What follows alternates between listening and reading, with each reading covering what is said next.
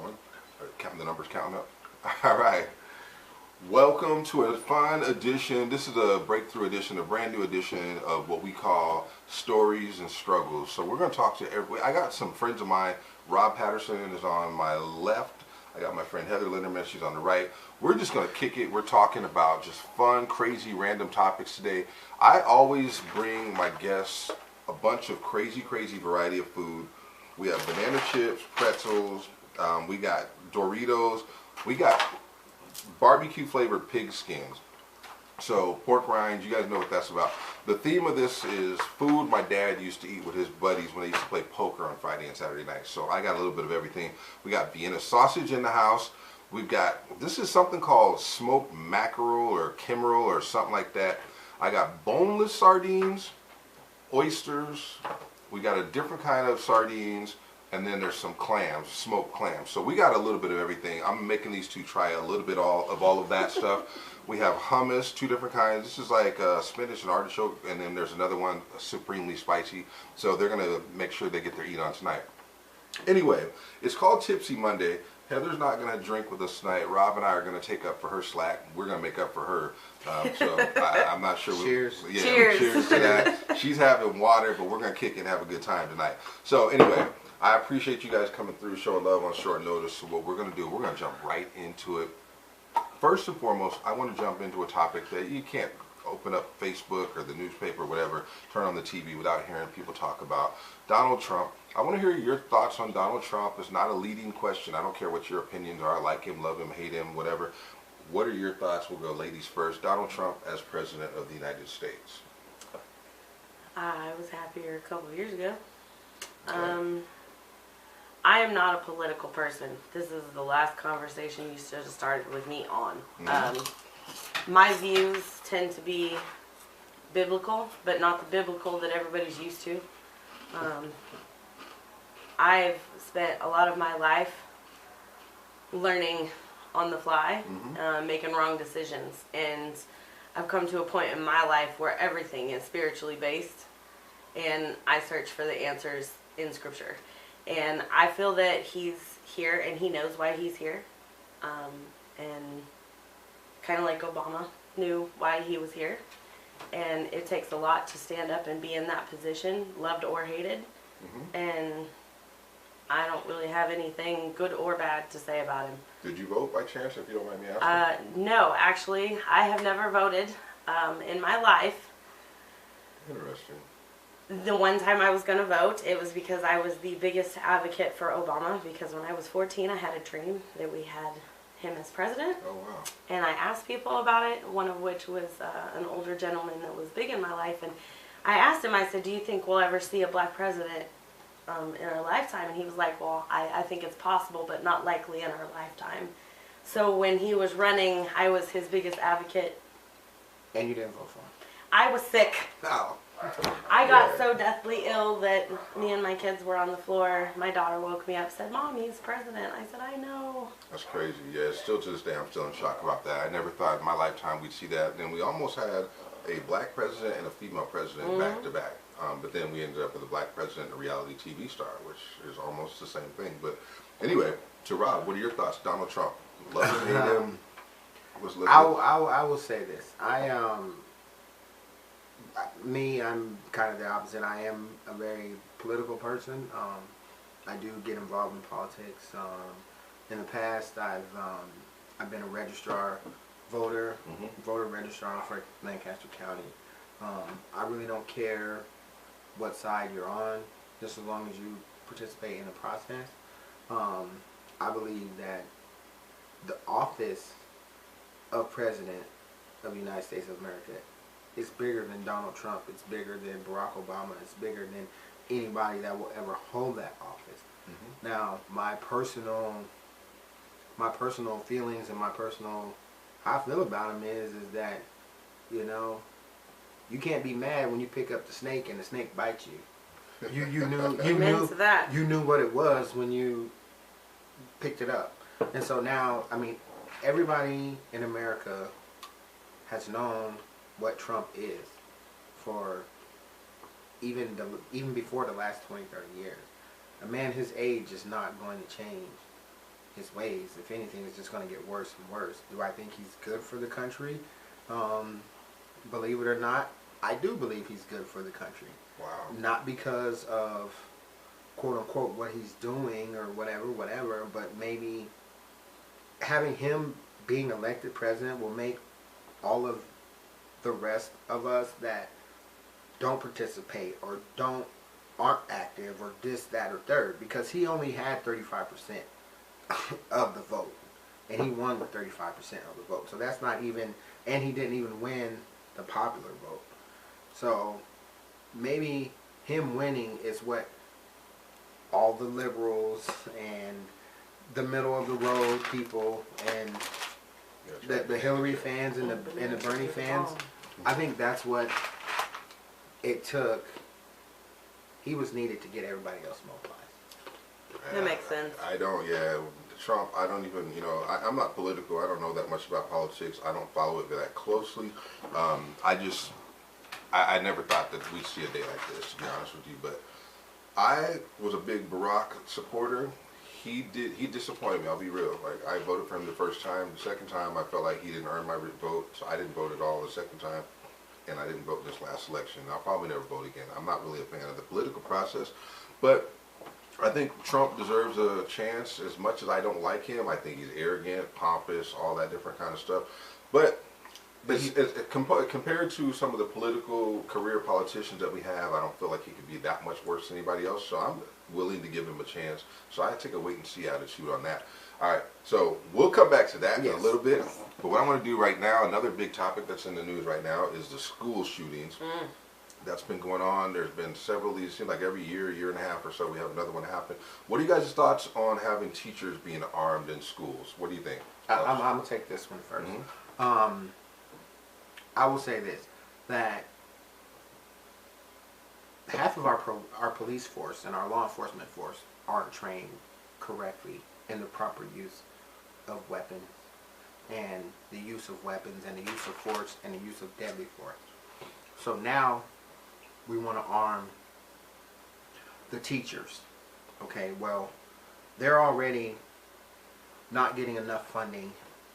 I mean, there's teachers that spend their own money out of their own pockets to buy the kids supplies and paper and all the stuff that they need. So where are we going to get the money to buy the weapons and, more importantly, provide the training and everything that we need for the teachers to be armed and this and this? And one thing that I just want to, my son, well, because my son, he's a recent college graduate and all that, kudos to him. But one thing he pointed out to me is that in the early 90s to the mid 90s, and I'm sure you remember this, Jeff, is when in the big cities, Chicago, LA, New York, where there's big inner city school systems, Detroit and all of that, they went through this whole thing of putting the metal detectors and all of this stuff in the schools and this and this. And a lot of these school shootings have not occurred in urban areas. They have all been in random places where the majority of the students, for far less better term, are white. And so you don't really hear about these. I mean, like, you hear about the shootings in Chicago and people killing each other in the streets in Chicago, but you don't hear about people going in the schools in Chicago and shooting up the schools in Chicago. Sure. So that's a good point. What's the solution to this problem? I don't have a clue. All I know is this, is that I teach my children the best that I can teach my children. And it's sad that my daughter, who is a first grader in Lincoln Public Schools, she told me last week that they had a drill. I'm not sure, whatever. It was a lockdown drill, is what she called it, where the school is locked down and what do the kids do and this, that, and the third. And I was like, and I thought to myself, I was like, wow, I remember when I was a kid, we had the tornado drill. Yeah. where we would all have to line up in the hallway or go in the bathroom, and this, and this, and it, you know, and we had those. But now they're having lockdown drills, to where the kids got to worry about being shot, or if there's someone in the school that's not supposed to be there, and that is, to me, that makes my heart hurt, and it's sad for me. But do I know how to fix it? Do I know what the answer is? No, I don't. But I know it's going to cost money, regardless of whatever it is. It's going to cost money. I just can't see teachers roaming the halls with. I'm 100% against it. Yeah. 100% against it. Number one, our teachers are extremely underpaid. Yes. They come to school every day faithfully, pay for things out of their own pockets. Yes, they do. They deal with behaviorally challenged children on a daily basis, mentally ill children on a daily basis. Yeah. And Uninvolved parents, that's another one. yeah, and exactly, I was going to say 60% of the time or better, the parents at home, regardless of their financial situation, are not paying attention to their children. Right. And I have something to say big on that too, because my family and I have lived on both spectrums. We've lived in the worst neighborhood in town and gone to the worst schools in town, and we are living in one of the best school districts in town currently. And what I see is so dramatically different. The kids that are in these higher financial school districts, the predominantly white neighborhoods, their parents are either working all the time. They're never around. These kids are entertained by iPads and phones and TVs and YouTube and and it's unfortunate because you're leaving your children with people that you can't really trust. I mean, these days you can hardly trust your own family members because of the massive amount of sexual abuse. So you wonder why these kids, number one, feel neglected all the time. You know, why they feel like nobody cares. These, you know, we just have this mentality, and we've created this culture in this country where we work to survive. We work to die. Well, you know, one thing I see a lot is that parents think that giving kids things make them good parents. You know, if my kid has an iPad and they have the new Jordans and they have this and that, but you know, the thing that always kids want is interaction. They want the interaction with the parents. They don't care. You know, like some of the best times I have with my kids were taking them to McDonald's for a $1 ice cream cone. Like going to the park and watching them go on the slide, and that's all they care about. They don't care about things, but so many people, they want to make sure when the kid turns 16, they give them a nice brand new car.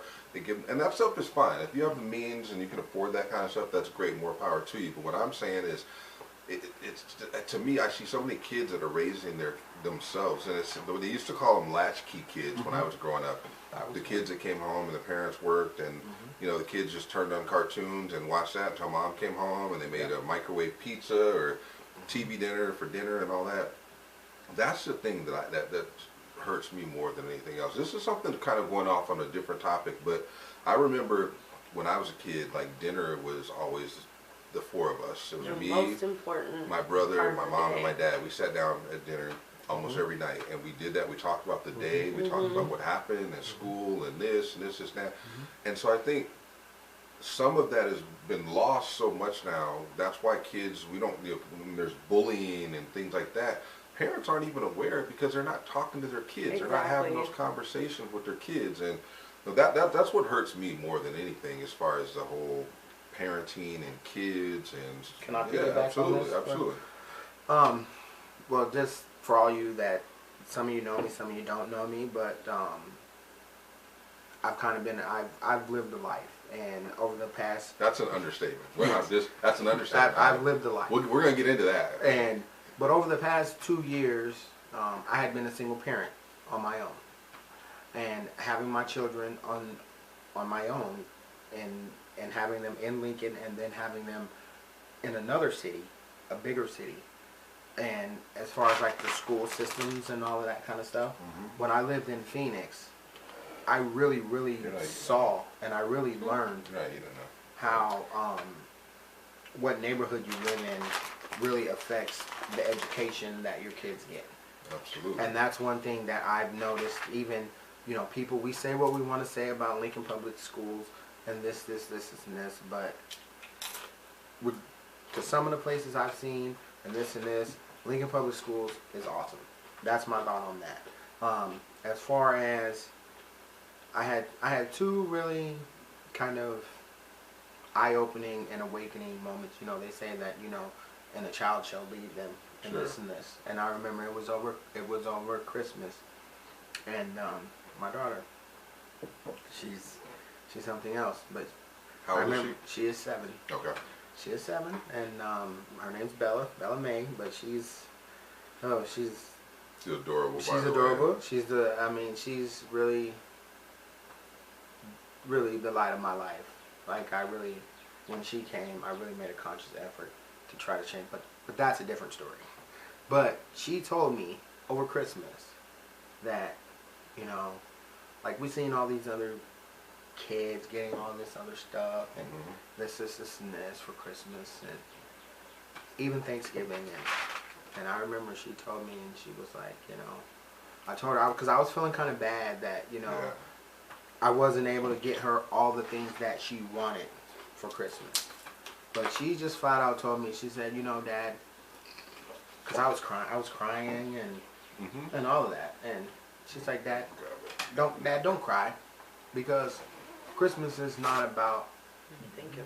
the gifts. It's about our family. Mm-hmm. And she said that she was like, you, me, and Darius, that's our family. Because at the time, her mother was not participating in their life for whatever her reasons were. But, you know, that really made me feel good as a person and as a parent, because I'm like, here she is, 7, when there's kids that are acting out and giving their parents grief because, oh, I didn't get the new iPad, or I didn't get the iPhone 10, or I didn't get these retro Jordans, da-da-da-da. And she's just like, well, Christmas is about your family and your loved ones. And I'm like, okay, so I am doing something right. You know, that's why I was like, so I am doing something right. Like, so she gets it. Speaking of that, while we're on the topic of kids, what are you guys' thoughts about spanking kids? Were you spanked as kids? Oh, yeah. Did you get spanked? Do you believe in that, or do you know, now it's time out, or take your cell phone away, you know, whatever? What about spanking kids? What are your thoughts? I think there are some kids that need their ass. Yeah. But to be real with it, when I was a kid, I did not get spankings because I was a good kid. It wasn't until I turned into a teenager. What's the real story? It wasn't until I turned into a teenager. I was kind of overwhelmed by information at a young age that I had other siblings. I had forgot about them because they were removed from my life, and I was going through the teenage change, you know. And at that point, I just decided to do whatever I wanted to do and went crazy from there. And at that point, I was too old, and my parents didn't really. There was no need to whip me. I went about my own way and learned the hard way, and unfortunately that was probably harder for them than it was for me. Well, see, I'm sorry, I'm passionate about this one. I believe in spanking. I'm sorry, I don't care. I know I'll probably go to jail if someone tells me or reports this. I believe in spanking kids. Okay, so when I was a kid, we got spankings, but spankings were reserved for the worst behavior. We didn't get spanked because we knocked over a glass of milk or something small like that kids are going to do.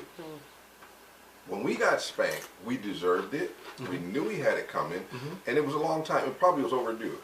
So when I got spanked, I could probably count them on one hand. It probably happened 7, 8 times when I got spanked with a belt. My dad would spank me. My dad was a big guy, 6'4", about 265 pounds. So when that threat was presented to you, you got your stuff together. So when I got spanked, it was because I was skipping school. It was because I was breaking curfew. Things that I knew what the punishments were going to be, and I took the risk anyway, so I deserved to get that. Oh, you think you're grown?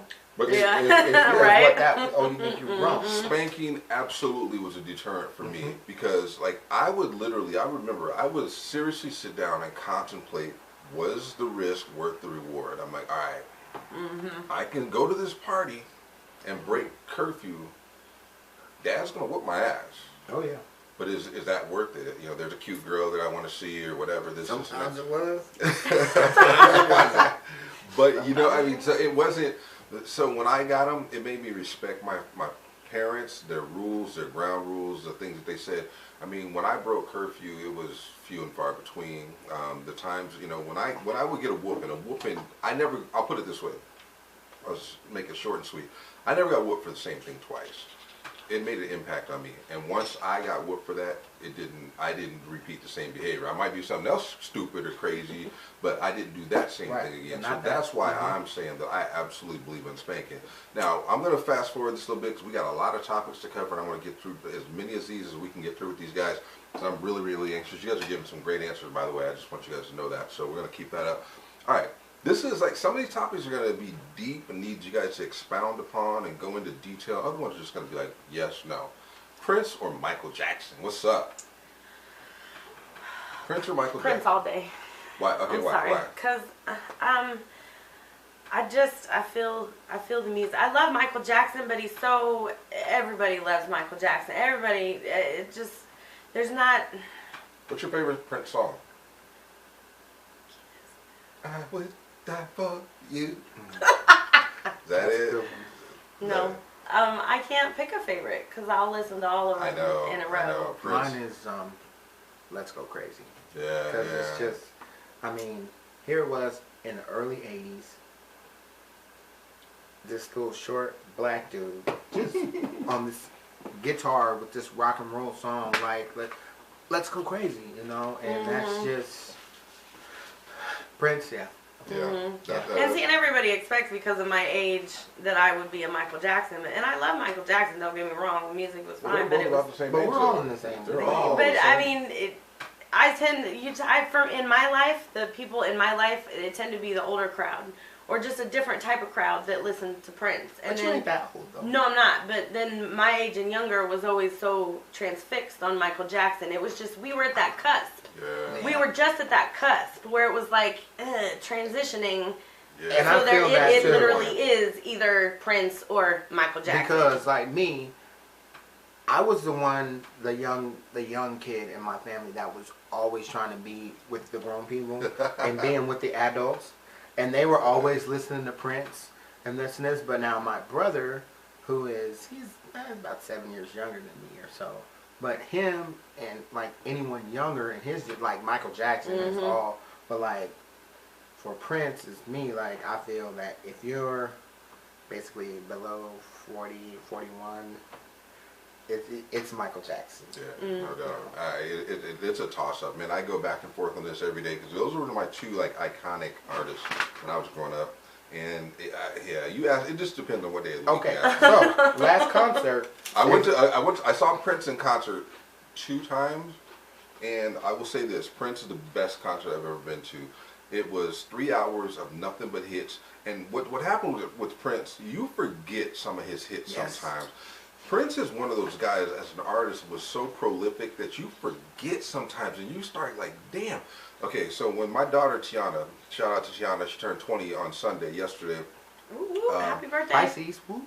Her mom was pregnant with her at a Prince concert. We went to Omaha Civic Auditorium to see Prince in 1997, and the entire audience stood the entire thing. Everyone was on their feet singing. Everyone knew all the words to every single song. I've never seen that at a concert before. So I would give the edge to Prince just because I saw him live, but I heard Michael Jackson was just an amazing live. So is there anybody now that you would want, like, that's still old school, like, is there anybody now left that you would want to see? You know, I'm not just saying it because he was recent at the Super Bowl, but Justin Bieber, I'm hearing, is that guy now. Justin Timberlake? Timberlake. But I like I'm Bieber hearing too. Timberlake is that guy now. I'm And not Timberlake. I'm not really. I mean, it's okay. But he's got hits, though. Yeah, he does. Yeah, he does. He's a bad boy. At this point, it's just over dramatic. You're just overdone. You know what I'm saying? Like, dude, sit down. Let somebody else have stage. But I heard Timberlake is a bad boy live. I heard he's a bad boy. Yeah. You know. I don't think there's anybody like that, big, super big like that I would want to too much see. I guess the only ones that I want to see left are the Rolling Stones.